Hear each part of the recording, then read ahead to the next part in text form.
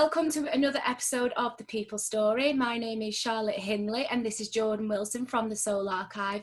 And today we are joined with Northern Soul legend, Ady Croasdell. How are you doing? Very good, thanks. Really good. Thank you so much for joining us today. Jordan, do you want to do a little bit brief description on Ady? Oh, well, I'll try my very best. So, Ady Croasdell, absolute legend of the Northern Soul, rare soul scene, the man behind Ace Kent Records, Horus's label as well. Like I say, a real pioneer of the scene. And we are so looking forward to this interview, Ady, and just talking through everything that you've done in the past and everything that's yet to come, really. Okay, good. Okay, so Ady, just tell us how you've been doing during the pandemic. Are you coping well? Yeah, I've had a good pandemic, as they say, apart from not being able to see my big family and my grandkids, who are up in Leicestershire and in Manchester.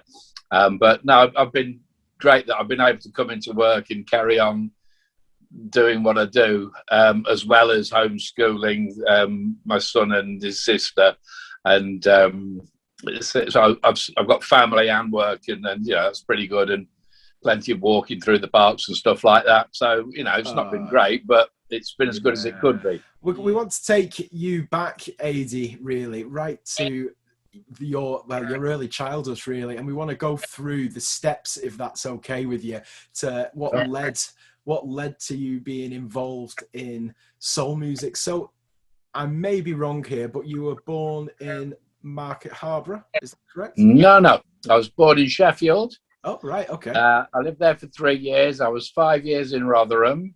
I was then 5 years in Derby. And then I moved to Market Harborough when I was 15, or just about 15, in 1965, I think. No, 66. So, as a young person, as a child, was you influenced by music? What kind of person was you? Yeah, I mean, I didn't learn any musical instruments or anything, but my dad loved music, and we had a stack of 78s that we used to play, which included my first black music records, which I didn't realise, the Ink Spots and Paul Robeson. Yeah, things like Gracie Fields and Flanagan and Allen, and we just really enjoyed playing music. Me and I've got two older sisters.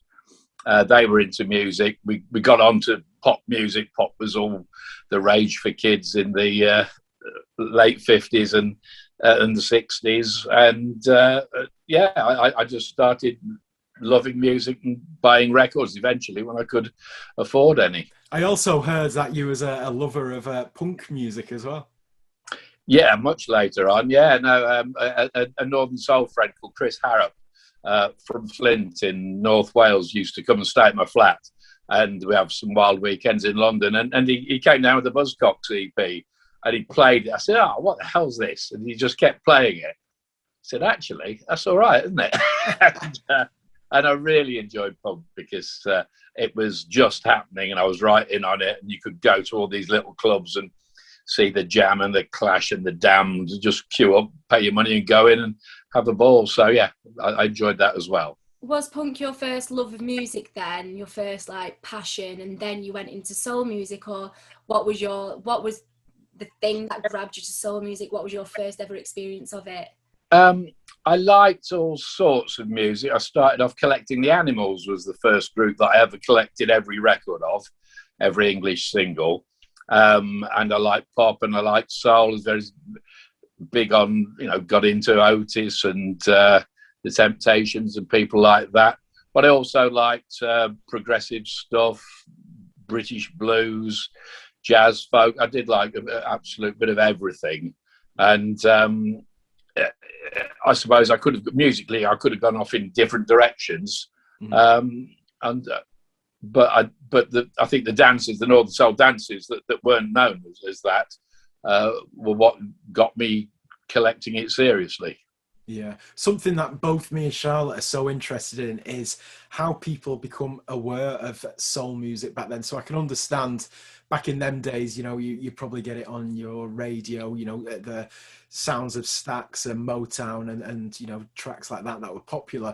But how did you become, because let's be honest, you've delved so deep into soul music. What was the steps from your Well, childhood? yeah, you'd hear great tracks on pirate radio. You know, they'd play also. I remember them playing King George on RCA, Drive on James, which I particularly liked on Radio London.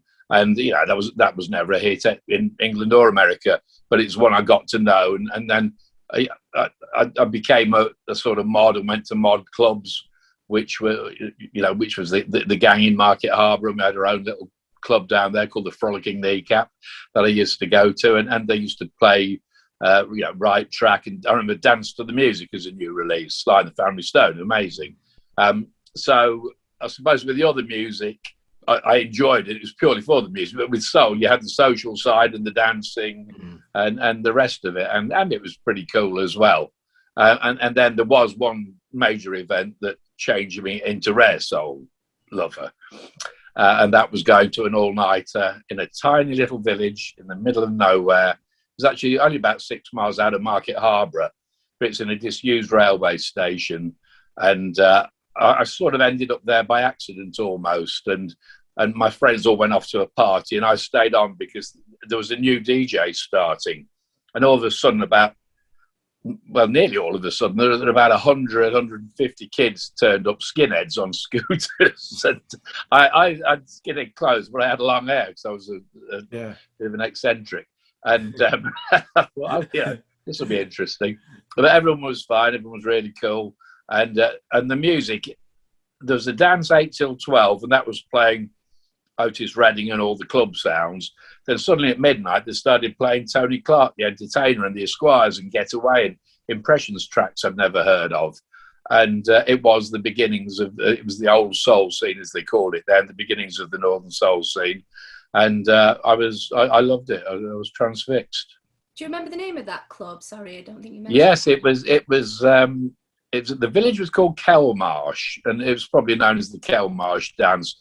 But the railway station wasn't even in the village. It was about a mile outside the village because it was the nearest place to the station. It was disused. And I think they'd just put a pub in there or something like that, which wasn't doing much business. So they tried out this dance. So it was all this crowd from Kettering and Northampton, Bedford, Cambridge. You see quite a few photos from this guy, Norman Rogers, who was from Cambridge, who took a lot of brilliant photos at the time.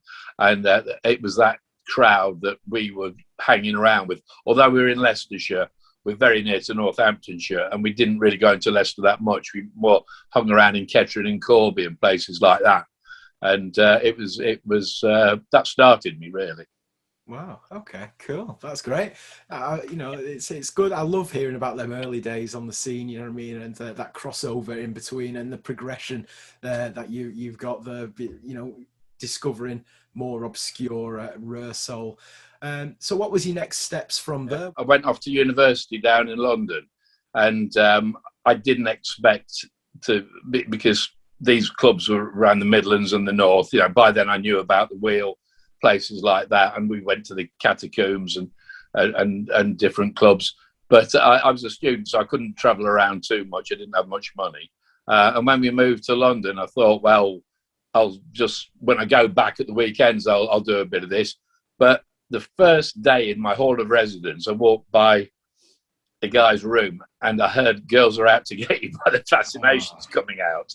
And this was 1970. Yeah. And I think it was before it was a re-release hit and everything, you know. So I made friends in London, and I found that there was a little soul scene, tiny little soul scene in those days. Well, I'm talking about old soul scene. There was a big current soul scene, but there's a few sort of northern expatriates and a few London kids who liked it, who had dug deeper and found the likes of J.J. Barnes and Billy Butler, and so those little social things down in London were my first dealings with the Northern soul scene, more than on a local level. So what did you think about, you've just mentioned artists there like J.J. Barnes. Back in them days, we are pre-internet. I suppose there wasn't many fanzines and things like that. What did you think about them artists back then? That really interests me. Yeah, I mean, you sort of, yeah, you can't remember how much you learned about things. Obviously, we know now that that OK Records was in those days was mainly Chicago, Major Lance and Billy Butler. But whether I knew that at the time, I probably didn't. I just thought it's odd that these blokes with no hit records have come out with all these great tracks that never get played on radio, or nobody else knows apart from a small bunch of fans. So it was a bit bemusing, and I probably didn't think too much about it. I was mainly a club goer and a dancer and a socializer. I didn't DJ. I couldn't afford the records. I did buy a few things from Contempo, the Blues and Soul offices in London for 15 shillings each. But one of my friends paid £4 for a record, and I thought it was absolutely off his skull. What's he doing? £4 for a single. I can pick him up for £5 bob, but I couldn't pick up that one for £5 bob. And I didn't have £4 to spare. But you're picking it up as you go along. Do you think there was a north-south split even back then? With you mentioned like clubs like the Twisted Wheel that you knew of. Was there a north-south split? Do you think with the sounds? No, and what isn't? I mean, it is known a bit, but the fact that there were so many people in Luton, Bedford, Cambridge, Northampton, which is quite far south, and probably, Mick Smith in Stevenage in Hertfordshire, so who were into it as well. The Northern Sea's probably always been a bit wider than it's not just north of England. It's a bunch of fans from different areas that centred in the north of England. But like I say, we had our own little scene down there. In a disused chicken shed was one all-nighter, and there's the disused railway, and then it came to Market Harbour. Actually, my own little mod club in Market Harbour was the all-nighter that was running. I mean, you're talking about one all-nighter in the country, and one closed down, and others spring up, and all that crowd would go from one all-nighter to another. The night the Wheel closed down, Market Harbour all-nighter was on, and I was down there. And all the lads from Manchester, full of pills, had nowhere to go, so they drove down to Market Harbour after the Wheel had been busted, and they all came in the harbour all night. Oh my God, crazy! It just sounds like crazy. It does. So just trying to work out the timeline of when you was experiencing all these Northern Soul events before you started running your own. What events were you going to? Like, is there any that was just like that stuck out to you that that bring back happy memories?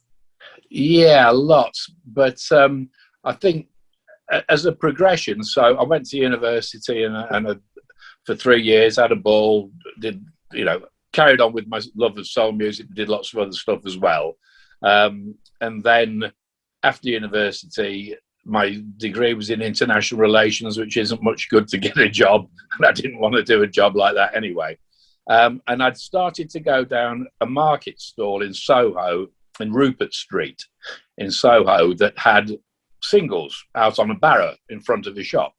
And I've spent loads of times there, and I met Tony Rounds and Ian Clark and Pete Widdowson and Mick, I should imagine, as well. Although I met Mick at a different club, the Bird's Nest in West Hampstead, where we would later hold the 60s dances. But anyway, so basically, I'm going down this stall, buying records, trading. If we hear of a dance song, we'll go to it. The London dances in those days, you're talking mid-70s by then, you'd be lucky to get 50 people in, and 10 of those would be DJs. They were more like social gatherings. I mean, we had great time, but they'd be talking about going up north or doing this or, the latest record gossip. And what happened was that stall, Cheapo, I eventually got the job working on the stall, selling 60s import and 70s soul and pop and everything. 2 people who came out from the north. Ian Levine was in London then. I remember him coming down, buying a record off me. So I worked on the store, buying and selling records for the store, but then I went self-employed. And the big thing I did for the next few years was I was a record dealer. So from 1974 till I started the 60s in 79. That was all I did. I was just a record dealer, and I'd go up to Wigan with my records and Cleethorpes and St Ives and all over the place. Wow. And I started going on American trips in 74. And so I had a life of Riley, just buying and selling records and socialising. So you first went to America in 1974? Yeah. Wow. Yeah, that was good. I had to sell my English collection. I remember an Unsatisfied Lou Johnson London demo in there to get enough money to buy the plane fare. This was before it was before you could just buy a plane ticket. You had to book like 2 months in advance or something, and it was a chartered flight. And I got a monthly Greyhound pass, and I arrived in New York, and I eventually just went around the whole of the country on a Greyhound bus pass, and I'd sleep on the bus at night. I'd get up in the morning in a new city, and get out, look for records, buy a few, get back on the bus, and then travel on round. And I did the whole country. I did down to New Orleans, Los Angeles, San Francisco, Chicago, and back to New York. Wow. Mainly sleeping on the bus. Occasionally, I'd go in a YMCA for $5, and great, very successful trip. The really weird thing was that very few people were going to America in 74. But when I sat on the plane going on my first flight out, the person sat next to me turned out to be Kev Roberts and his wife. That is uncanny. What? Who I didn't know, but I got to talking, and then I worked out who he was. He wouldn't have a clue who I was, and but they didn't drink, and I did. And on those days, you used to get free booze. Yeah. And I got a little bottle of red wine, like 2 glasses of red wine. And Kevin, his girlfriend, just had a Coke or something like that. So I said, listen, mate, I said, when they come round again next time, will you get wine yourself? I'll have it for you. So every time they came round, I was having 3 bottles of wine, and I was getting pissed. And I think Kev probably thought I was a complete idiot. So I was rabbiting on and ranting and raving. A great time. So obviously both of you had connections with soul music. Did you ever discuss that on the plane? Or was it just we must have done, but I was drunk, so I can't remember what he said.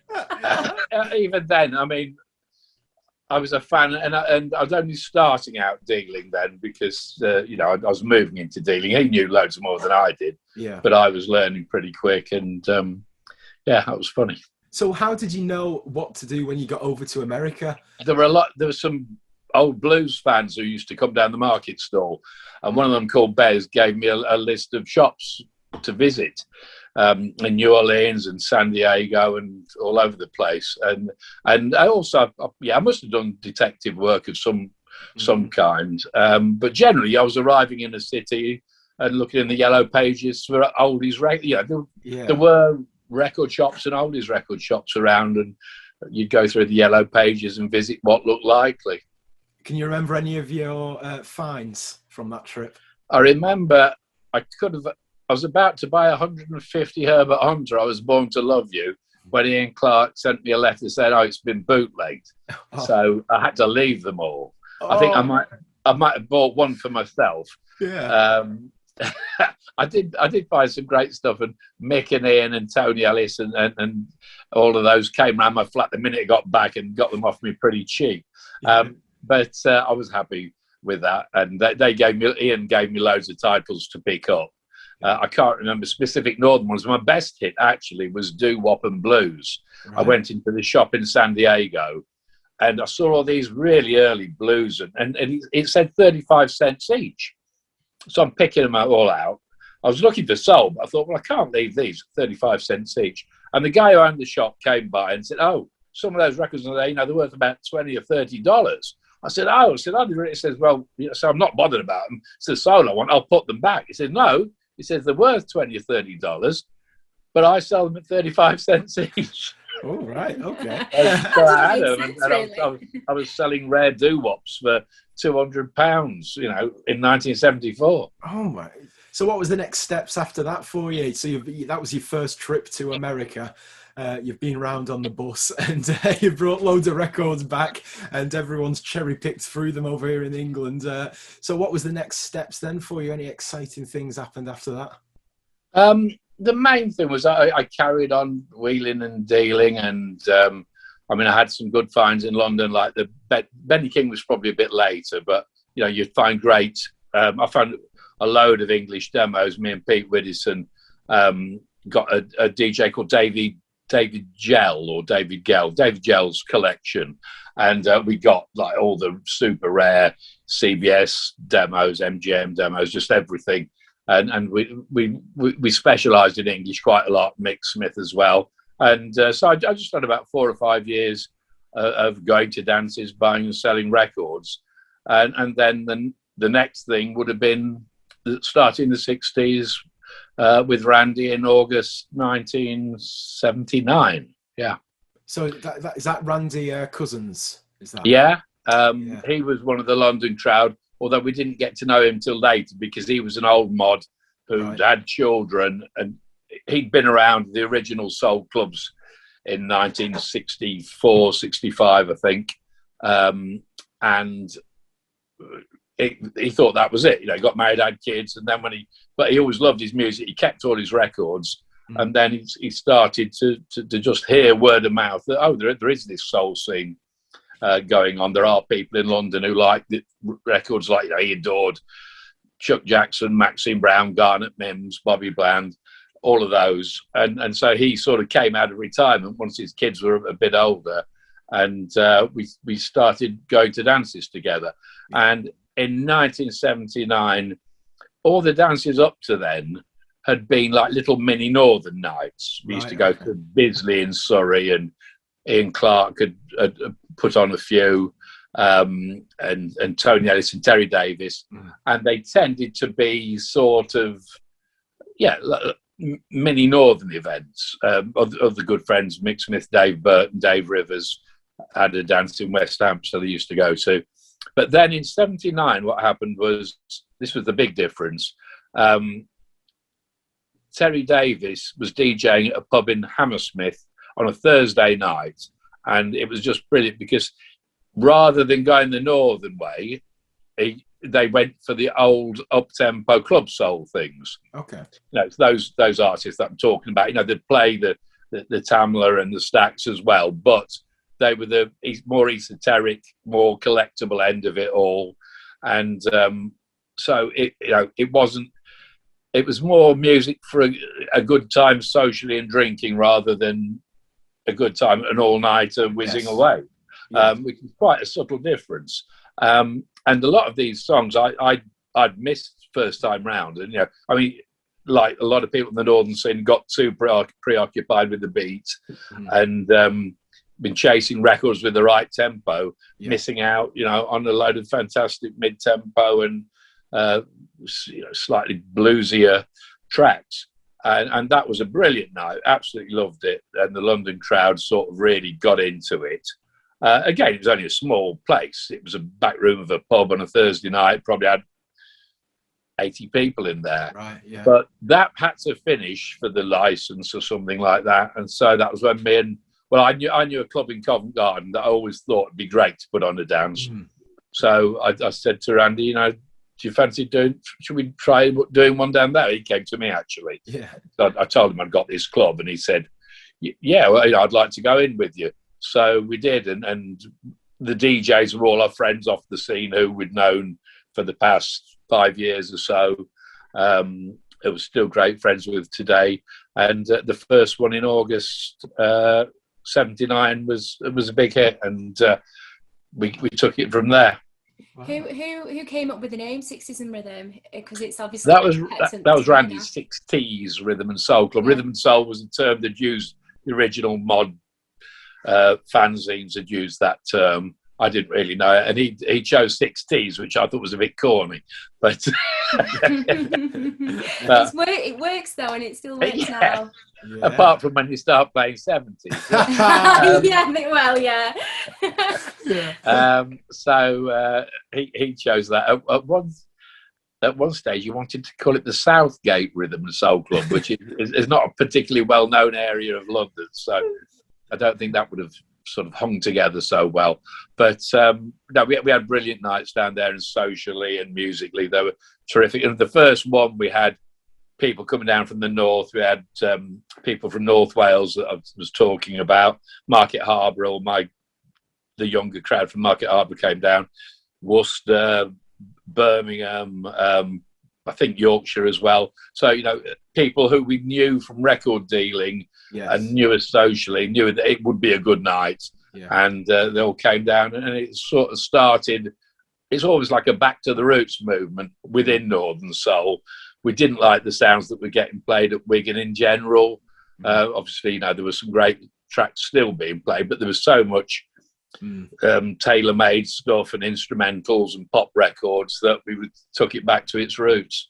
Okay. And it was successful from then on. So it sounds like there was a real connoisseur kind of crowd that you was pulling in. But also it coincided that the night that we put it on in Covent Garden was the night Quadrophenia opened in London, and we did get the young mod crowd as well. And the original mod crowd thought it was all Who, Small Faces, etc. But Randy put them right, and you know, a lot of them found out, oh no, actually the real music mods were dancing to in '64, you know, wasn't the Who, it was Bobby Bland.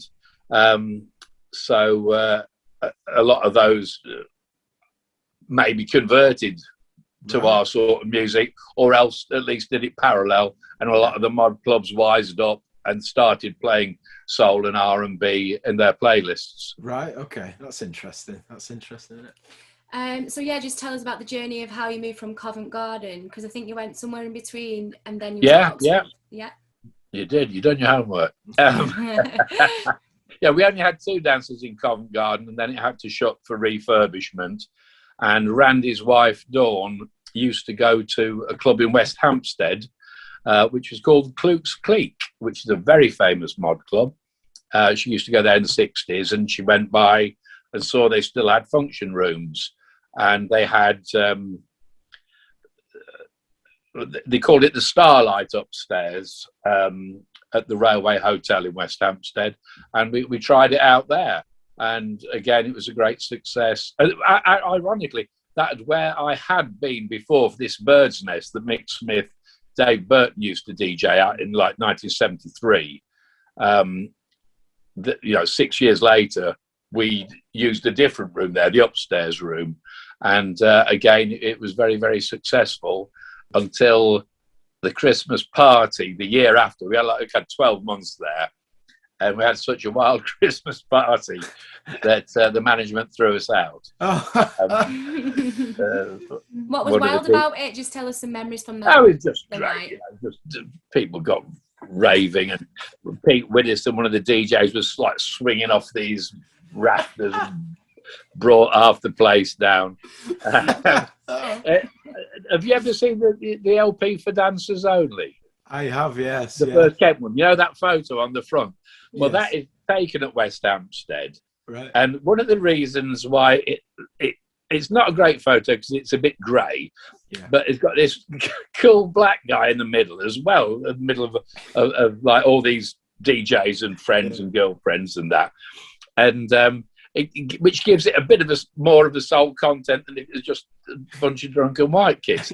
Well, actually, the black guy was a cab driver who'd come to pick up Randy's brother, and he was waiting. I said, "Come on, come in and enjoy yourself." Sort of dragged him in, and he was dancing and enjoying it as well. So that little thing sort of gave the first LP a bit more credibility. The next thing would be moving to the 100 Club after West Hampstead. And actually, the management did a dirty trick on us. A couple of our regulars had obviously had a word with the management and said, you know, we could run this for you, and you know, you'll earn more money, because we were taking all the door money. Yeah. And I think the management approached these 2 people, and it was a great bit of solidarity. We used to, one of the innovative things that we did was a newsletter.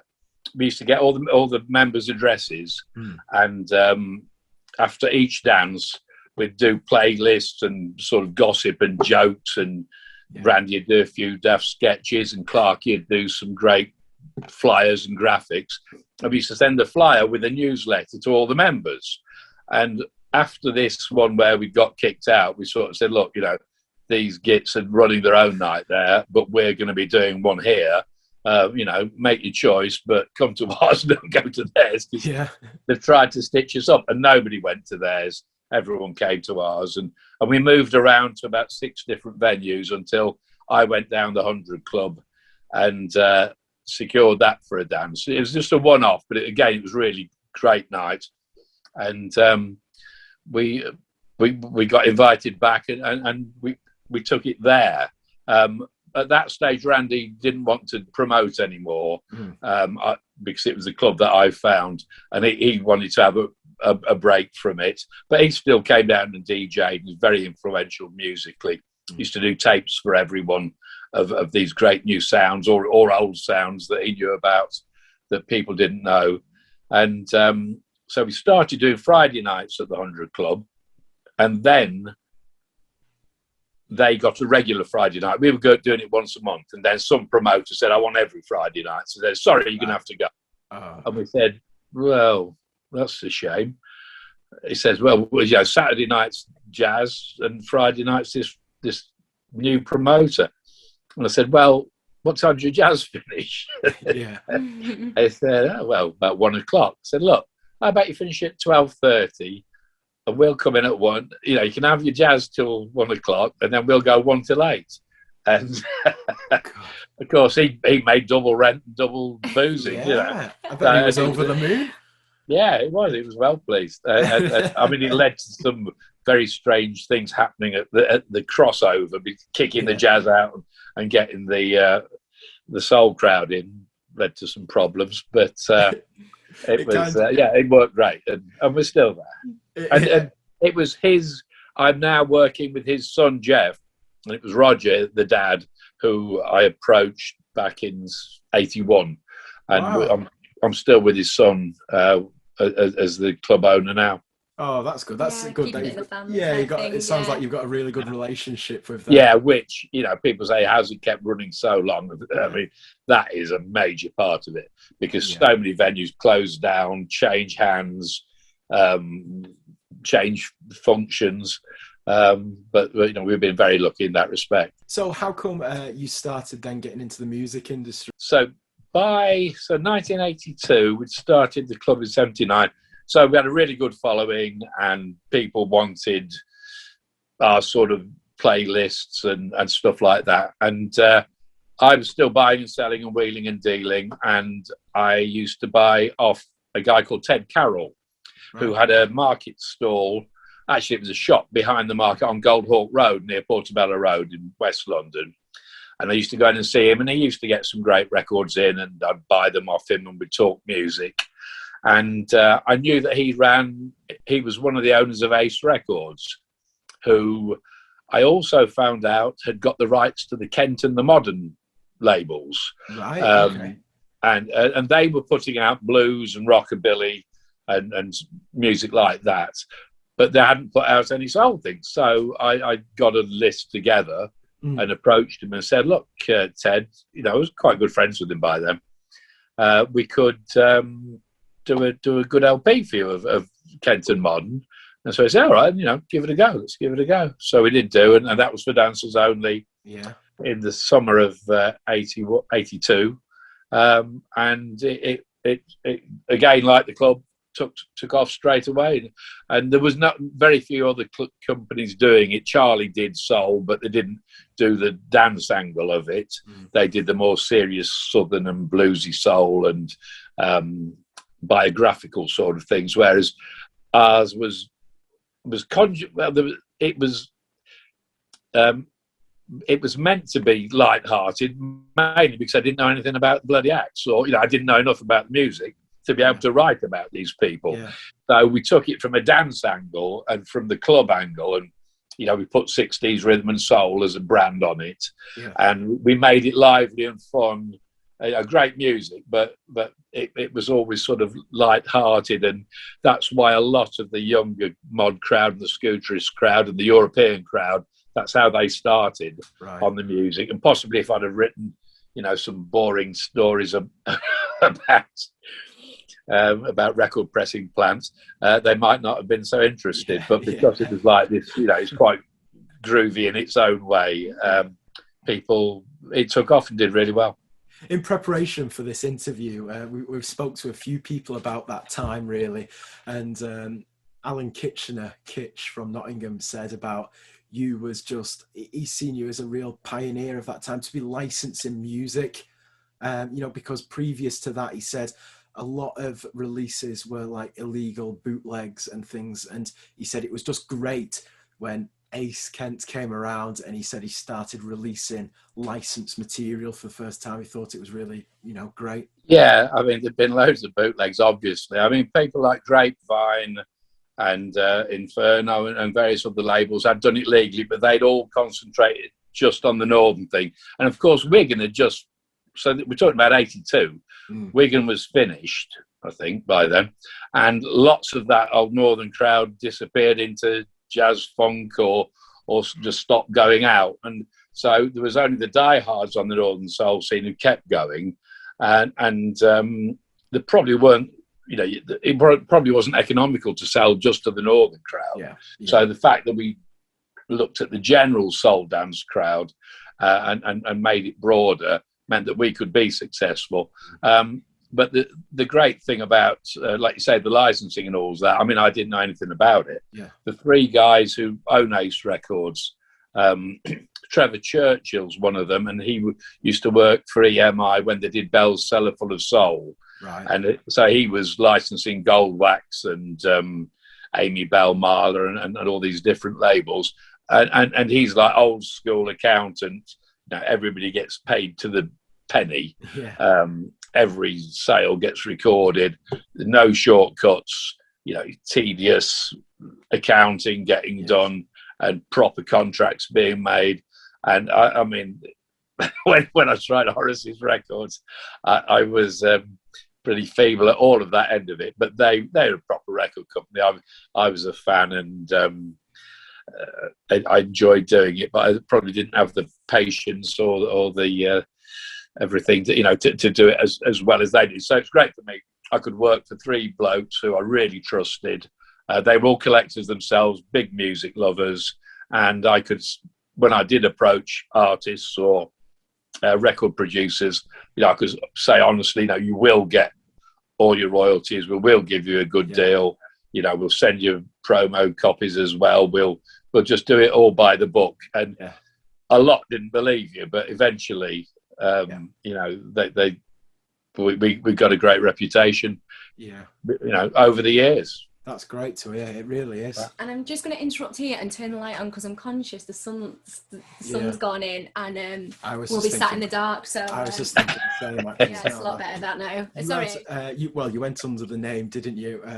Harborough Horus, right? And you've just mentioned the Horus record label. So is that a connection to Kent? Ace Kent? Yeah. What happened? Well, first of all, Harborough Horus came around because Randy Cousins did this little sort of fanzine which was a bit of a piss take of the Wigan Casino one, because he gave all the DJs fictitious gangster names and basically ripped the Mickey out of us all. And he decided to call me Harborough Horus, right? Okay. Which actually was better than some of the other names he called people. But he did plenty of vicious cartoons against me, really ripping it out of me. So that was my nickname. And when I started Kent Records again, when the first Kent LP, I thought I'll use that as my name on the sleeve notes because it's fun. It's sort of to do with the 60s. And, A.D. Croasdell isn't, I don't know that much. So let's keep it light-hearted. Let's keep it, buzzing a bit. So that was Harborough Horus. And then what happened was Kent went great through the 80s. But then when CDs came in, there's a big dilemma.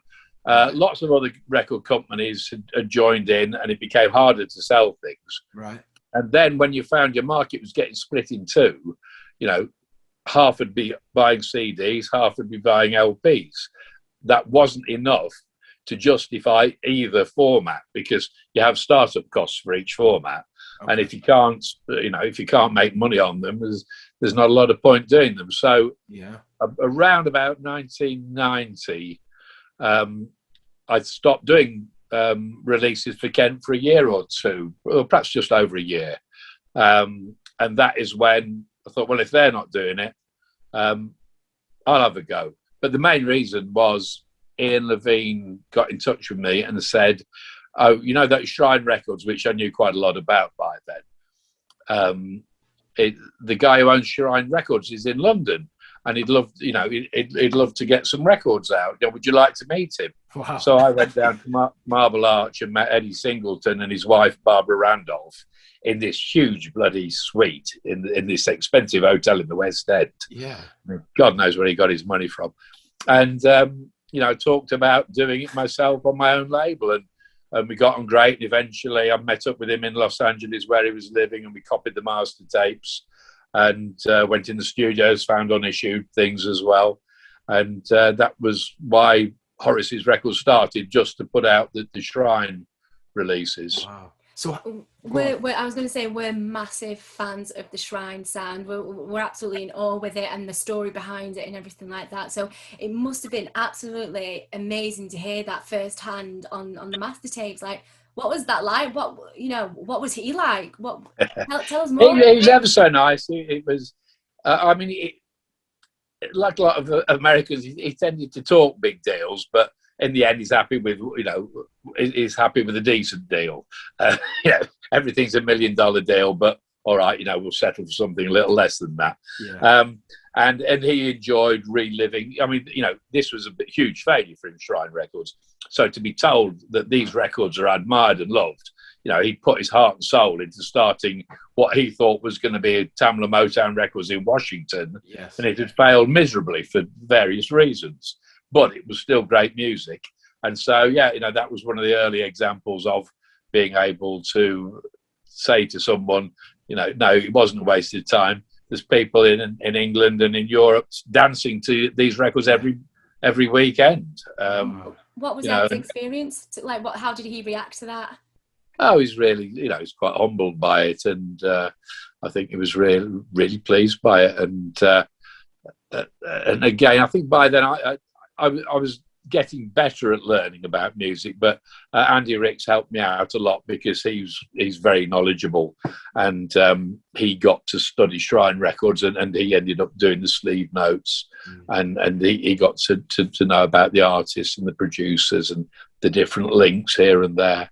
Yeah. And but we ended up putting out a couple of great LPs.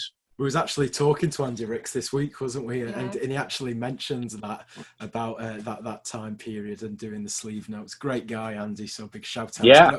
I know he does watch these interviews. So big shout out Hi, to Andyrix. Going back to what you said about the record shop in London, who had access to Kent, and you was able to do a lot of things through them. So kind of, I'm guessing that they was doing, a lot of the work for you. And then you was kind of saying that you're now beginning to learn more about doing this sort of things. And you've just mentioned about going over to America, working with Eddie Singleton and going through the tapes. What was that like for you now? So you're kind of being the front of this, right? Yeah. But what happened with Kent was that, we were chugging along nicely, licensing in from Kent Modern, then we got onto ABC and EMI and Decca and all those labels. So I was basically, they would tell me what labels I could license from, and I'd go through the labels and try and write down as many good ones and come up with good compilations. But then the real game changer was when we got these lists of tapes through from the Scepter 1 Vault, which happened to be in Nashville. And Roger, my boss, sort of showed me them. And I said, well, those Maxine Browns look good and Chuck Jackson's, but I don't know these titles. Torture, what's that? And what's with this loneliness? Chuck Jackson. So I don't know if they're misprints or what. He said, well, look, he said, we're going over there on a tape copying thing. Do you want to come along and we'll see what all these are? And that was the big game changer, because unissued hadn't ever been properly done. I think there'd been odd unissued tracks around, like Betty Boo Say It Isn't So and the odd thing, but I don't think anyone had really got into. There'd been a few Motown Yesteryear series, but no one had got right into a vault who knew their stuff and said, that's an issue, let's have a listen. That's great. And there came Melba Moore and all these great tracks that gave the 80s soul scene an extra shot in the arm, and it prolonged the life, the life of the scene. I totally agree what you've just said there. Prolonging the life of the scene with these, because I think that is the way the scene progresses with stuff that you're doing, putting these tracks out, and they were some serious finds. People still are playing them records now, and they're massive, aren't they? Yeah, the anthems on the Northern Soul scene now, and it's all a credit to you and the hard work that you're doing. Yeah, but I didn't sing them. You must point that out. Yes. Oh, absolutely, yeah. Yes. You give us a demo though, and I have a go. Try your singing voice. I wouldn't want that. So, just for the viewers, we're talking about being in a tape vault. Describe that to us. What is that like? What experience did you have? Did you actually got your hands on these tapes, right? You learn about tapes eventually once you've seen a few, and some tapes are better annotated than others, and I think the Scepter one ones were pretty well annotated. So I'd be going down it's a big concrete warehouse with metal corrugated roof or something, and you'd just be going through rack after rack of tapes. You pull one out and Porgy and the Monarchs, that one I know, that one, that's good. And you pull them out and they copy them later. And then when you get to hear what they've copied, so bloody hell, I remember the first night, they would then copy them and I'd get them on a cassette, and I'd have a little cassette player with headphones. And we were staying in, I think we'd gone from Nashville to Los Angeles, and I was listening as part of the trip, and I was listening to Magic Touch and Torture and all these, What's With This Loneliness, and just absolutely buzzing, thinking, God, what's the soul scene going to think of these when they hear these back in London or in anywhere in the UK?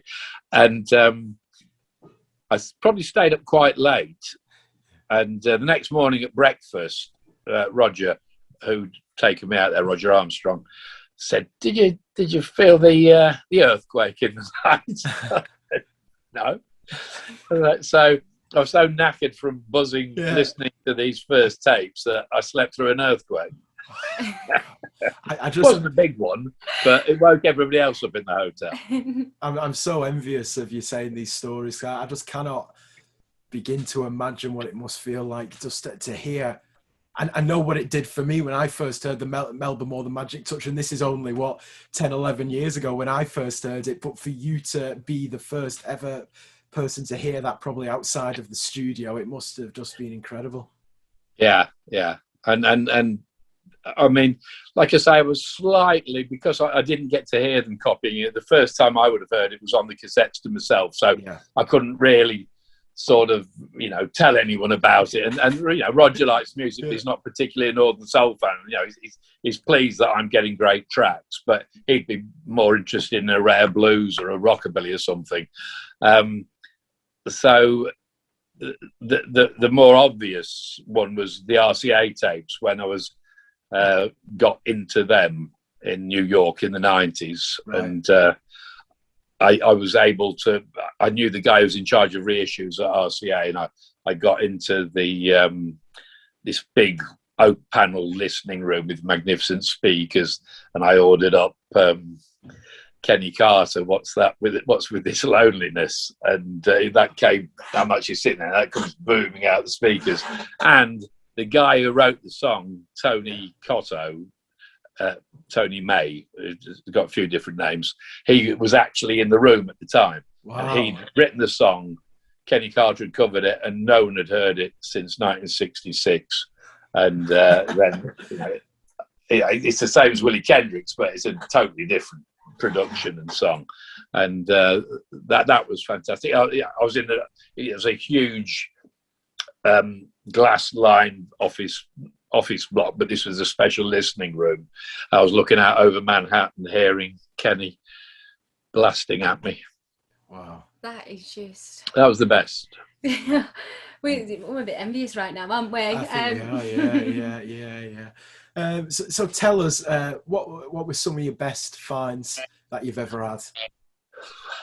Benny King, getting to me, which also came along with things like Why Can't It Be Tonight, Jerry Granger, and there's quite a few that I've still got that I've only just started playing. Love Can Be a Bad Thing by Val Simpson. I played on one of my podcasts, and I think I'll start playing that when we get back in the club eventually. What else? I mean, there's too many tape discoveries to say, really.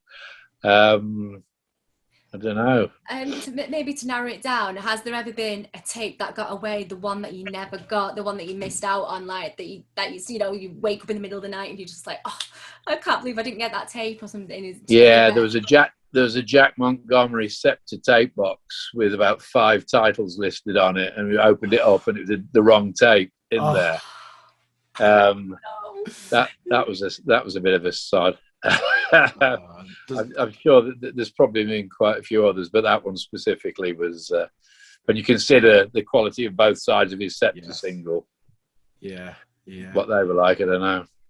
Tell us about the Dave Hamilton stuff, because we've recently been reading Richard Gilbert's book, I Searched for Soul and Found the Stars, which tells the fantastic story of Richard Gilbert going over to Detroit with Tats Taylor and, finding these tapes at Dave Hamilton's basement. And then the story goes on to say how you then had an input getting the tapes from Dave's basement and bringing them back, digitalizing them. And that was fantastic by Gilly, because I knew nothing about Dave Hamilton probably whatsoever, and he knew a lot. And the only thing that I did right was, I think, the fact that Ken had got a good reputation by then, and Gilly, being the person he is, wanted to make sure that Dave Hamilton, who by then was a good friend of his, got looked after.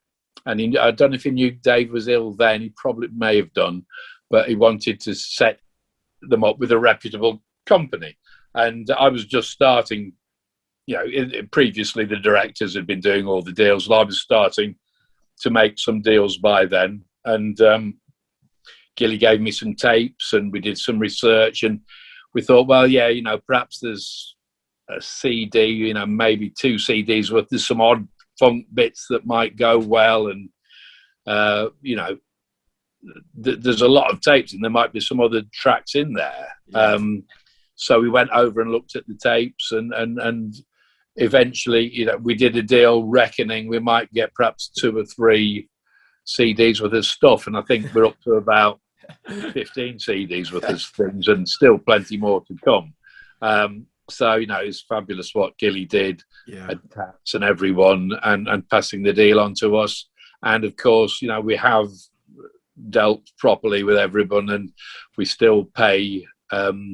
Alice, his widow Alice, died recently. We ended up doing the deal with Alice because David died. I spoke to Dave on the phone, but I never got to meet him. Then I flew over and I met Alice in the basement, and we saw the tapes, and we tried to assess the value, which was quite hard. But David told Alice, because Gilly had said that Alice should do the deal with us, she wouldn't have had a clue if we'd have offered $1 million or $10,000, but she'd have took it either way, because the reputation was that we were going to look after her. And also, it's not just the first deal. They get paid for every sale. And in a lot of cases, Dave is the writer or the artist or with, you know, Little Anne and people like that got the money direct. Little Anne's relatives get them now, and so we did it properly, and it's been a fabulous project. And the most recent CD that you put out by Little Anne, that just blew us away, didn't it? Do you know, just, you've probably heard the a cappella versions of Little Anne tracks and things so many times before, but for then you just, in this day and age now, in this year, to unleash them, it's just like, what the, it just blew us away, didn't it? Yeah, it really did. Yeah, I mean, my personal involvement with that is probably with Who Are You Trying to Fool, because that was, you know, there's acres of these bloody tape boxes, and Dave couldn't spell, and he didn't bother writing on half of them. So I'm playing, you know, listening. He also kept lots of the basic tracks, like just the drum or the drum and the bass, and, you know, you put it on. It's quite an effort getting a tape and putting it on there, and then the leader will break, and you have to spend. You can spend half an hour on a tape that's got a load of rubbish on it. Yeah. So when Who Are You Trying to Fool started coming out of this unmarked tape box, that was the one that got me, because obviously the other ones had been heard before, but that had never been heard before. So that was good. Wow. So how did you feel when you met Little Anne? Because eventually she came to Cleethorpes and performed. So just tell us a little bit about Little Anne. Yeah, she was lovely.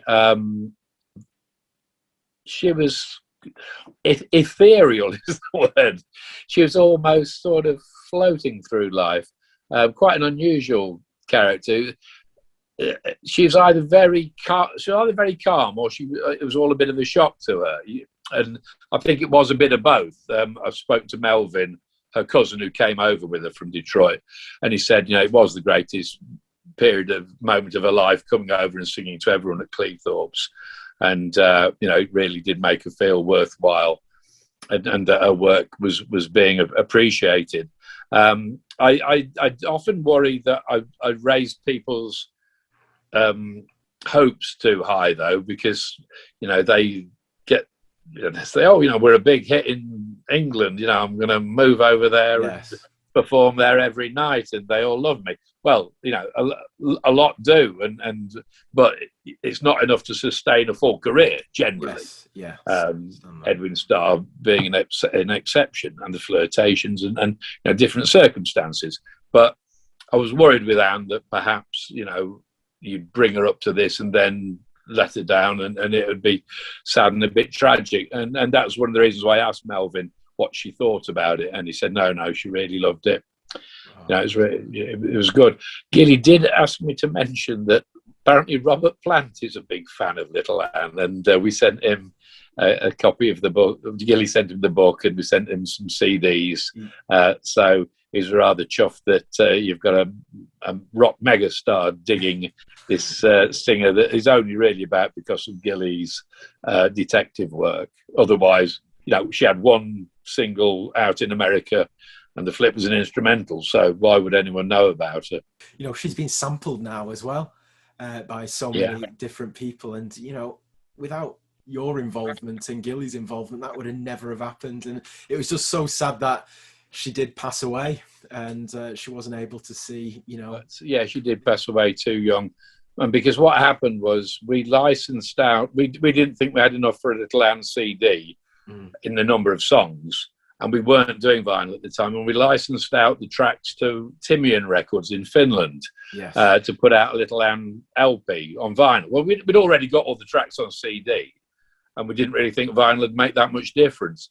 But it did. Vinyl became trendy. It was like the hottest record in New York. They sold a lot of copies in a small connoisseurs sort of way. But no, it was very, very influential record, due to the fact that it came out on vinyl. Tell us about the Carla Thomas find, I'll Never Stop Loving You, because is it right, I might be wrong here, is it right that track was unfinished and you had to do some mixing of that track?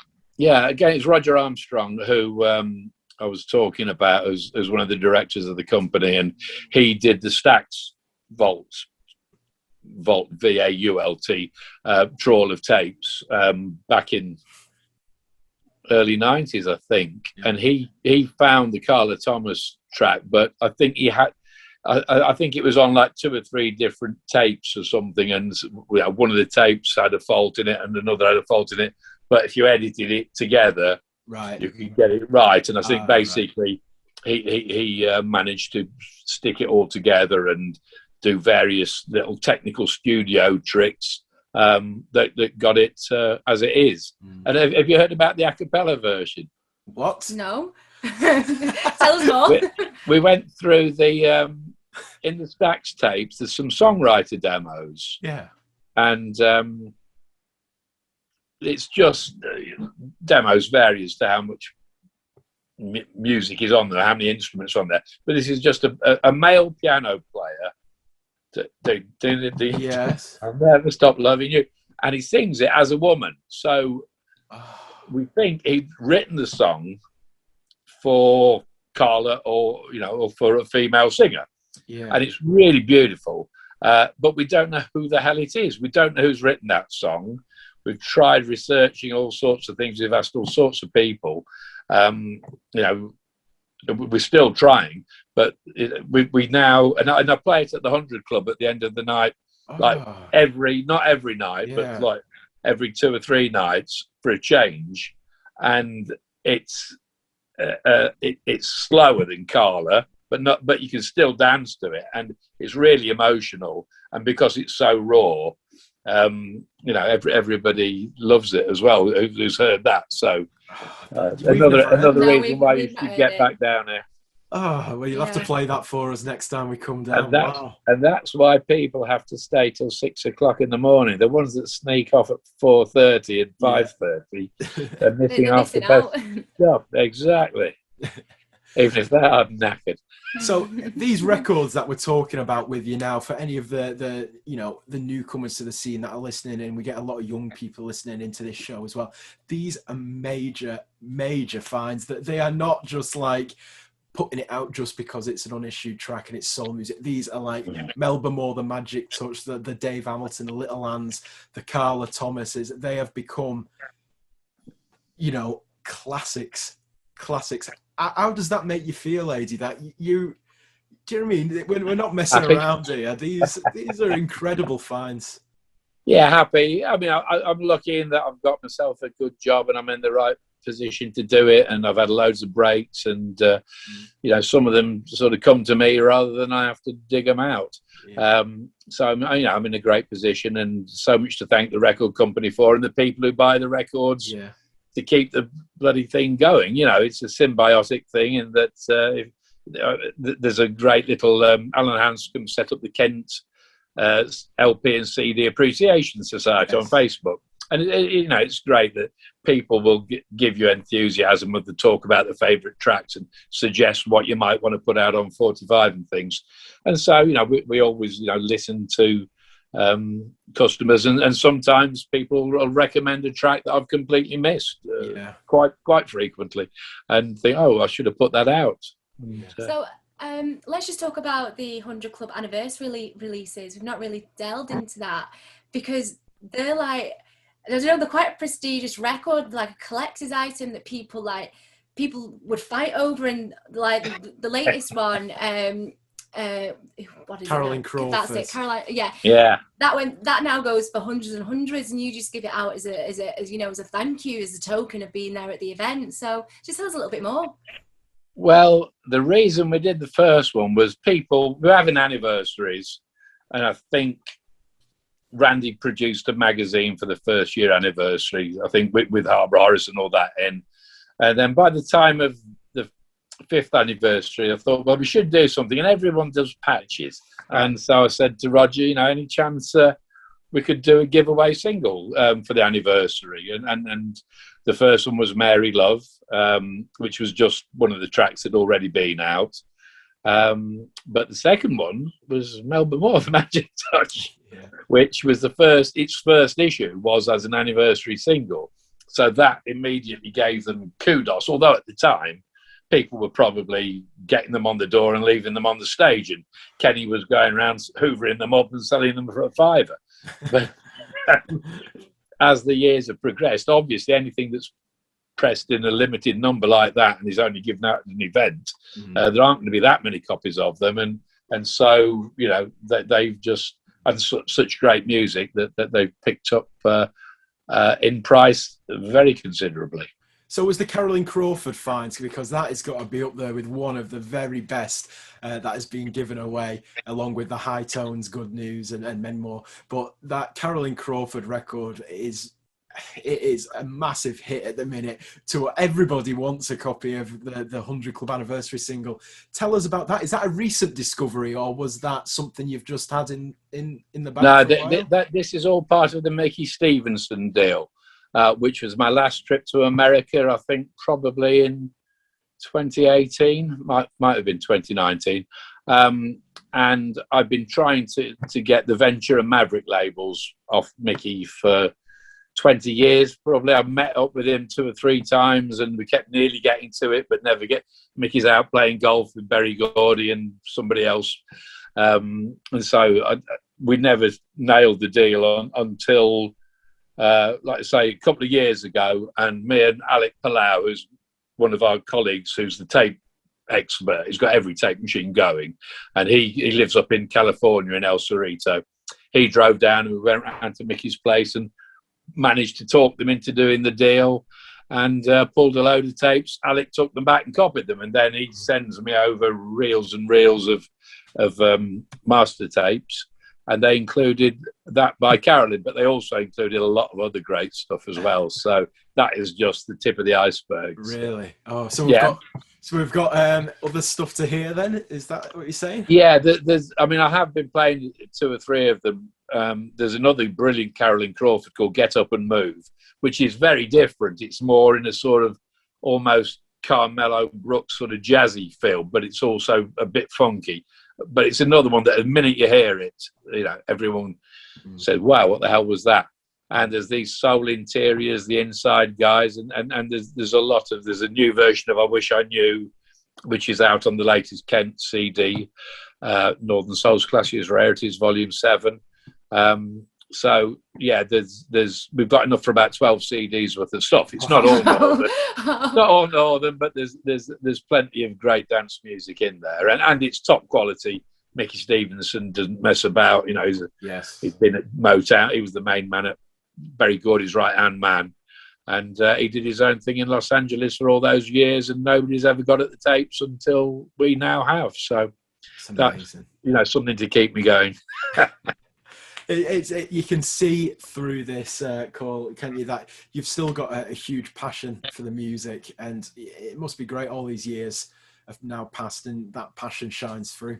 Yeah, well, all you have to do is hear a great song that you've never heard before. I like hearing great songs that I have heard before. Yeah. But when you hear a great one that you're the first one listening to it, and there's going to be a couple of thousand people desperate to hear it as well, and perhaps buy a copy and keep doing a living, and just generally you're getting music. That's what DJing's about, is getting your music across to other people. And I can't play an instrument, but I can recommend tracks to other people to listen to, and so that's what I do, and it just works really great. A controversial question to ask you. Hang on, I'll turn the phone off. Say bye to Belly. So a controversial question just to ask you, because obviously Ace and you and Kent are a massive inspiration to myself. Have you had any backlash from the connoisseurs and collectors, when you're doing reissue stuff for this market? Not much. We have in the past a little bit, but because I think once people realise that reissuing records doesn't devalue them now, particularly if you put it on CD, it's on the internet anyway. Put it on CD, what's the difference? It tends to make the price of the records of their record go up in value. So, no, not really. Sometimes I think there's a few tracks I'd like to get hold of that collectors have got that they hang on to. Well, that's their prerogative. Yeah. But if they did put it out, it's not going to harm their record. It's only going to do it good. More people get to hear it. Their original acetate or whatever will be worth more if you're looking at it financially. I suppose with some DJs they just want it so people will have to travel to hear them DJs, and that's fair enough. That's how it's worked for quite a while. Yes. But it doesn't do any harm to put anything out and reissue it. Definitely. Absolutely. And I just want to go back now. We was talking about all the different artists that you've met, like Little Ann, and a little birdie, so Matt Bolton told me about your bizarre stories of bumping into artists, and he said that'd be a really good thing to talk about. So please tell us. Well, there's two stories. I won't give you them both. I'll give you. You want the Stevie Wonder one? Oh wow, yeah. any that you can. Oh right, if you've not heard this one, no. But the two are H.V. Barnum and Stevie Wonder, but this is a separate one. So when Cleethorpes had just started, Toby Lark dropped out on me with about a month to go, and I didn't have an act. And at that time, Doris Troy was appearing in the West End in a show called Mama, I Want to Sing. And I knew this, but I didn't know her at all. So I rang up the theatre and said, look, is it possible to speak to Doris Troy? And they let me.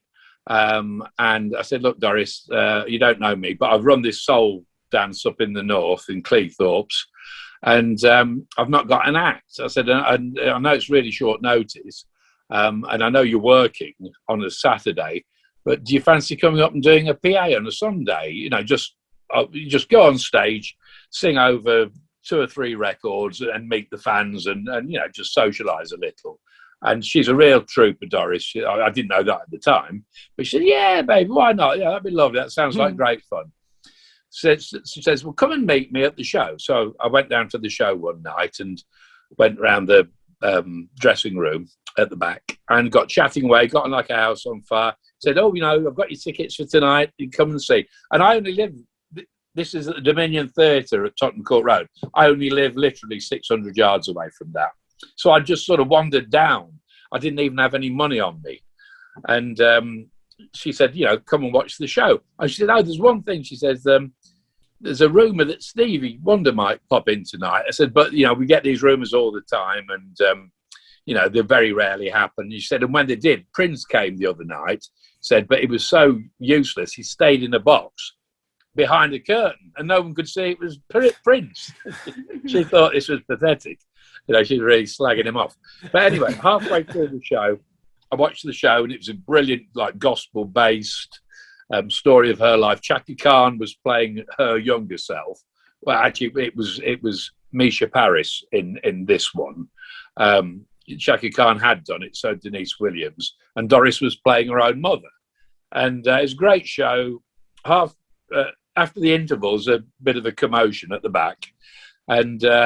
everyone's getting very excited. Thought, oh, that must be Stevie Wonder. And he came in with a little entourage of about 8 of them. And they all sat down to watch the show and listen to it, in Stevie's case. And at the end, Doris got Stevie up on stage and the crowd went mad. And all these young British black singers, who's probably to him, Stevie, to them, I love Stevie Wonder, but to them, he was like God. He was so massive in the 70s when they were growing up. This would be like Jackie Wilson appearing here in this room now. And anyway, so that was great. And at the end of the show, I just went back. Oh, Doris says, thank you so much. I had a brilliant time. And wasn't Stevie great? And, I'll see you in Cleethorpes and I'll send you the tickets and things like that. I said, oh, she said, Stevie wants to go for a meal. She says, would you like to come along? Oh. I said, oh. I said, well, I'd love to, but I said, I'm afraid I've not got any money on me. She said, no, don't worry about that, baby. She should call everybody baby, baby, baby. Don't worry about that, baby, baby, baby. She says, Stevie will pay, or if he doesn't, I'll pay for you. So I'm trying to employ her. She's going to buy me a meal.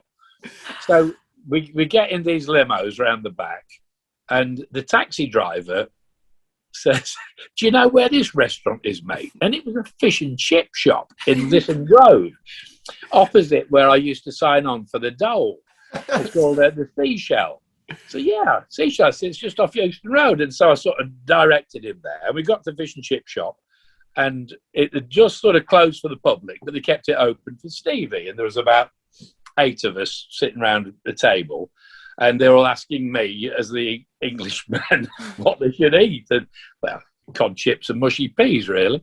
And they all got a pint of lager each. Stevie had a pint as well. And, had a great evening. But then they say, listen, we're going to play that singing game. I said, all right.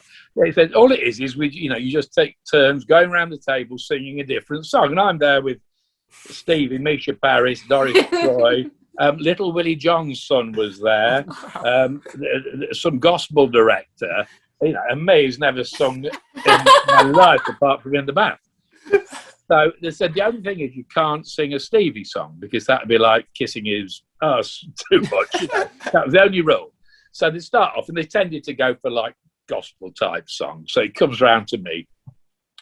And I did People Get Ready, the impressions, which I used to sing to my kids, getting them to sleep. Yeah. So I had a bit of practice with that one. And then it goes round again. And I thought, I know, Long After Tonight Is All Over. And they thought, oh, that's great. I've not heard that one for ages. But yeah, they're all been really nice and pleasant. Yeah. It goes around a couple of more times. And then the lager's working by then. So I sing to them, I don't know if you know, My Old Man's a Dustman by Lonnie Donegan. Yeah. And they thought it was hilarious. And all the limo drivers are all cockneys. They, oh, that's great, mate. Can you sing this one? They're giving me requests. Anyway, so we had a brilliant night. Stevie signed a piece of paper for me, and we got on great. And Doris gave me a taxi lift home. Wouldn't take any money because I didn't have any. And but by then it was midnight, and I'm buzzing, and I go back on my own to the flat. But I'm just bursting. And Val Palmer, who used to DJ for us at the 100 Club, was the first female resident DJ there. She lived opposite, and so I rang her doorbell, and she answered. I said, Val, I'm really sorry this time of night. I said, I've got to tell you, I've just been in a fish and chip shop drinking lager with Stevie Wonder and singing My Old Man's a Dustman to him. They were like, sure. Yeah, she believed me. She knows that sort of thing. So I went up and had a chat about it. It was great. Yeah. Oh, that is amazing. I'm so glad you've told that story. That's fantastic. Yeah. That is great. I wish we felt lucky like that. I know. Stuff like that doesn't happen to us. Yeah, I've had a charmed life in those respects. Yeah. Oh, that's amazing. So let's bring it right up to speed now with the current day 100 Club. How long has it been running for? So, well, it isn't running much at the moment, but 79, so I've lost track. 42 years now, isn't it? Yeah. We've had a year off. So for our new viewers, newcomers onto the soul scene, or just people who just stumbled across this video, just explain the 100 Club and what they'd expect there. Yeah, well, the 100 Club is a very old basement club that was built, I think, in the 30s or 20s or whenever. It's a basement club in Oxford Street in the heart of London. And it's very basic. It's got a wooden dance floor with a couple of lumps in it, a bar at either end and a big long stage, and nothing fancy. Tables that tend to collapse if you put your drink on them. But it's got a great... I always love basement clubs and clubs rather than dance halls. It's nearer to the Wheel than it is to the Torch or Wigan. It's a small club with the dance floor, which the big advantage is if you have a quiet night, it's still a good night. The only problem is anniversaries. You could sell 1,000 tickets and you can only sell 300. So we have been playing 60s and 70s, mainly 60s and 70s soul music down there since we moved there in 81, actually. So it's probably 40 years at the 100 Club this year because we didn't move there till then. Because of the Stafford ethos was very important in getting me to start to play new discoveries again. I was quite happy just playing good northern, whatever entertained the crowd. But eventually we did get a bit of the Stafford ethos and thought, yeah, we'll try and keep moving it forward and keep the playlist changing. The record, the tape discoveries and the acetates, and that has helped that no end. And we try and get forward progressive DJs. We've got the Residents. We have Keith Money, brilliant collector from up in Dundee, who has got a terrific taste in music and has his own niche in the Northern Soul scene. But we have a couple of young London youngsters, Joel and Thomas. Thomas is probably, I don't know, your age is he? He's early 20s anyway. And of course, the mighty Butch, who is not to be forgotten because he's probably the greatest rare soul collector in the world. And he does us the honour of coming down every all-nighter and playing to our crowd. And now, at my great age of 68, I'm very happy that Matt is in partnership with me. I think it was the start of last year. He'd been helping me out for a couple of years, and then the start of last year, we said, let's do it as partners. And so he's taken a huge weight off my shoulders because although it should have been easy, I don't know, as you get older, you don't sort of want the hassle too much of dealing with bouncers and people who've lost their handbags and DJs. I mean, you don't get it so much, but you used to get DJs. Oh, why am I on at that time? I don't know. I've got to go home then. You know. The bane of the promoter's life. When we spoke to Matt on, when Charlotte spoke to Matt on her previous interview, he summed it up. He said, I don't think there's a club like it, really. There's nothing like it currently, I don't think, where we've got an outlet, like Matt said, for Kent, for playing.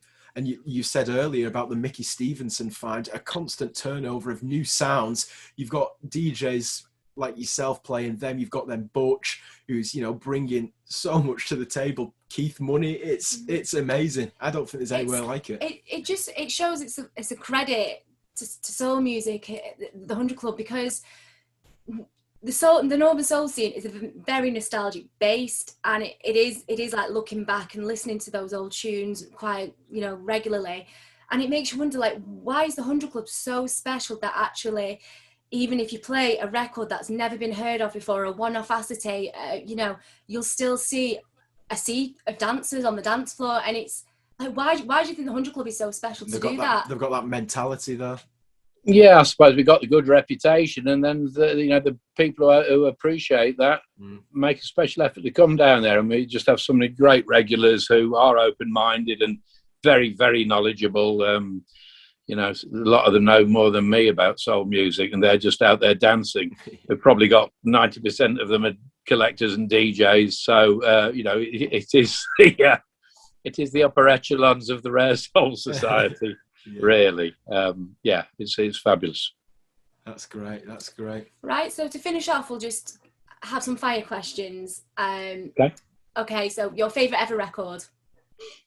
I always say, because Tamla Motown was the thing that really probably got me into it big time, and my favourite from the early days at the Kelmarsh Village Hall, my first all-nighter, would be Helpless by Kim Weston. Wow. Yeah, amazing tunes. So a record you like the least, you hate, you wouldn't listen to. God. I'll be controversial. Pyramid. Oh, okay. Okay, fair enough. Next one. So other than the 100 Club, of course, your favourite ever soul event that you've ever been to? Well, the Great Yarmouth Soul Weekenders, which came before Cleethorpes for a weekender, and probably for an event. I did used to love the Manchester Ritz all-dayers. I think they were bank holidays or Sunday all-dayers. They used to be pretty special. But there's probably 100 I could mention that I loved. Okay, so I'm going to put you on the spot on this one. Your favourite Northern Soul DJ? Mick Smith. Wow. Okay, good. Yeah, great choice. Yeah, good one. And then finally, to end this on a really nice, emotive ending, your favourite ever memory that you've ever experienced, that's kind of the main chapter of your life story on the soul scene? I think the Stevie Wonder one is hard, it's hard to top that, but probably the first night with Randy down Covent Garden, and my first night as a promoter. Yes. I think that's a lovely way to end it. Yeah. Okay, so well, thank you so much to you, Adi Croasdell, and I wish you the very best in everything that you've got going for you, and what else you've got to bring. So thank you so much for being part of the Soul Archive. Thank you so much for joining us today. We're really fortunate to speak with you, and this is the highlight for me this week, definitely. So thank you so much, and thank you to everyone who's tuned in, and supported us and the Soul Archive. Thank you very much. Goodbye. Thank you, and hope to see you down the 100 Club soon, and maybe DJing as well. Thank you. See ya. Bye-bye. Bye.